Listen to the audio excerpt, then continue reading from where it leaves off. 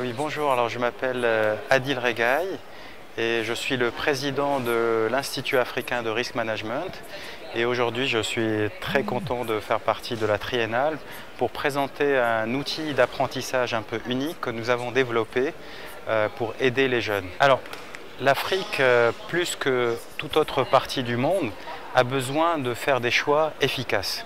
Les moyens sont limités. Et il faut que toute politique éducative soit accompagnée d'efficacité.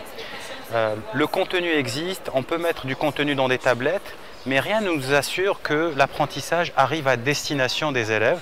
Notre algorithme permet d'aider chaque élève à son rythme, de façon adaptée, à apprendre et à suivre une connaissance jusqu'à l'assimilation complète. En plus, il permet de donner toutes les informations, toutes les métriques au professeur pour que celui-ci puisse concentrer ses efforts sur chaque élève de manière adaptée. Les élèves qui sont les meilleurs auront des exercices plus avancés, ils ne s'ennuieront pas.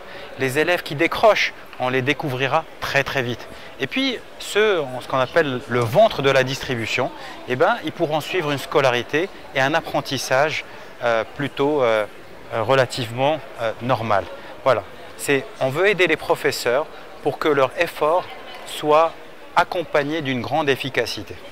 Nous sommes persuadés que l'Afrique, la prochaine révolution se passera en Afrique. L'Afrique montre le chemin. Peut-être qu'elle arrive en retard, mais on a vu avec le portable qu'on arrive à dépasser. On fait des sauts en fait. C'est ça qui est l'avantage de l'Afrique, c'est qu'on fait des sauts.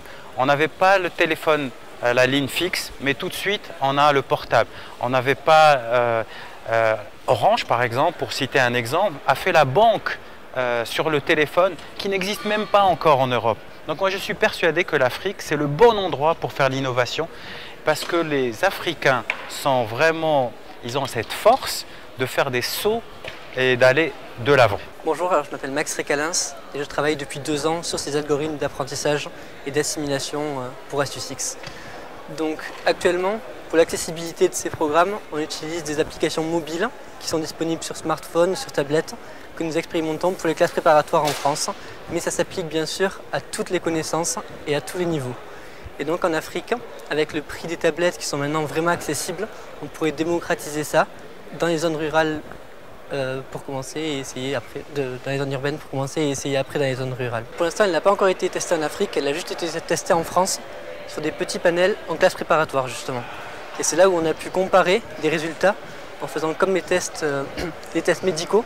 On a testé avec 10 personnes utilisant l'application et 10 personnes qui n'utilisaient pas l'application, qui utilisaient un placebo pour voir véritablement les changements et la rentabilité éducative qu'apportaient les algorithmes et l'application pour ces élèves-là. Une grosse différence de 30% sur l'apprentissage à long terme.